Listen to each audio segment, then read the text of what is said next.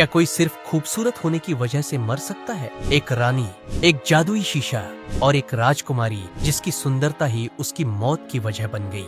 एक समय की बात है, ठंड के दिन थे। आसमान से बर्फ के छोटे छोटे टुकड़े गिर रहे थे। ऐसे में एक रानी अपने महल में खिड़की के पास बैठी कसीदाकारी कर रही थी। वह खिड़की काले आबनूस की लकड़ी की बनी थी कि तभी रानी के हाथ में सुई चुभ गई और उसके हाथ से खून की 3 बूंदें बर्फ पर गिर पड़ी। लाल रंग का खून बर्फ पर पड़ा हुआ था और रानी उसको एकटक देखे जा रही थी। एकाएक उसके मन में ख्याल आया, ओह, अगर मेरे पास बर्फ जैसा सफेद, खून जैसा लाल और इस खिड़की की काली लकड़ी के रंग जैसे काले बालों वाला एक बच्चा होता तो कितना अच्छा होता। इस घटना के कुछ दिनों के बाद उसने एक बेटी को जन्म दिया जिसके बाल आबनूस की लकड़ी की तरह काले थे, गाल और होंठ खून की तरह लाल थे और उसका रंग इतना सफेद था कि सभी उसे सफेद राजकुमारी कहने लगे। राजकुमारी के पैदा होने के बाद ही रानी चल बसी। 1 वर्ष के बाद राजा ने दूसरी शादी कर ली। उसकी दूसरी रानी बहुत सुंदर थी, पर वह बहुत घमंडी और सबसे जलने वाली थी। दुनिया में उसकी केवल एक ही इच्छा थी और वह यह कि धरती पर बस वही एक सबसे सुंदर स्त्री हो। उसके पास जादू का एक शीशा था। वह जब भी कभी उसमें अपने आप को देखती तो उससे पूछती, ओ शीशे, बता सबसे सुंदर कौन है? तो वह शीशा जवाब देता, ओ रानी, तू ही इस धरती पर सबसे सुंदर है। इस जवाब को सुनकर रानी झूम उठती थी, क्योंकि वह जानती थी कि उसका यह शीशा उससे हमेशा सच बोलता है। समय निकलता चला गया और जैसे जैसे वह सफेद राजकुमारी बड़ी होती गई, वह और भी अधिक सुंदर होती गई। फिर एक समय ऐसा भी आया जब रानी ने अपने शीशे से पूछा, ओ शीशे, बता सबसे सुंदर कौन है?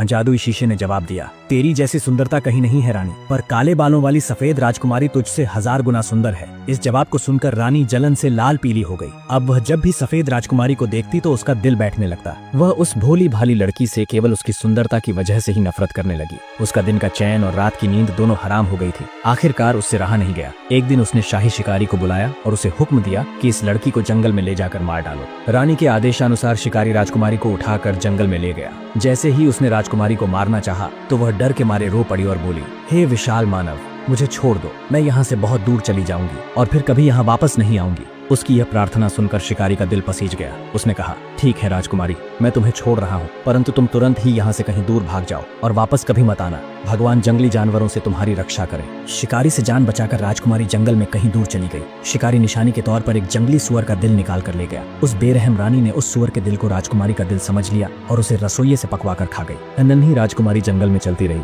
वह कुछ नहीं जानती थी कि वह क्या कर रही है और कहाँ जा रही है। रास्ते में कंटीली झाड़ियां थी। चलते चलते उसको बहुत से जंगली जानवर भी मिले। वह उनसे डरी भी, लेकिन उन्होंने उसको कोई नुकसान नहीं पहुंचाया। राजकुमारी 7 ऊंची ऊंची पहाड़ियों को पार कर शाम को एक छोटी सी झोपड़ी के पास पहुंची। उस झोपड़ी का दरवाजा खुला था और वह उसके अंदर चली गई, परंतु अंदर कोई भी नहीं था। वह बहुत थकी हुई थी, इसलिए उसने आराम करने का विचार किया। अंदर जाकर उसने चारों तरफ देखा। वहाँ हर चीज बहुत छोटी थी मगर बहुत साफ और सुंदर थी। कमरे में एक तरफ एक मेज रखी थी जिस पर सफेद मेजपोश बिछा हुआ था। उस मेज पर 7 छोटी तश्तरी, 7 छोटे कांटे, 7 छोटी चम्मचें और 7 छोटे शराब के प्याले रखे थे। कमरे के दूसरी ओर 7 छोटे छोटे पलंग बिछे थे जिन पर दूध के समान सफेद चादरें बिछी हुई थी। राजकुमारी बहुत भूखी और प्यासी थी, इसलिए उसने हर तश्तरी से थोड़ी थोड़ी रोटी और सब्जी खाई और हर प्याले से एक एक घूंट शराब का पिया। थकान की वजह से राजकुमारी को नींद आने लगी। पहला पलंग उसके लिए बहुत सख्त था और दूसरा बहुत मुलायम, तीसरा बहुत छोटा था और चौथा बहुत तंग, 5वां बिल्कुल चौरस था और छठा बहुत गद्देदार, मगर 7वां पलंग उसके लिए बिल्कुल ठीक था,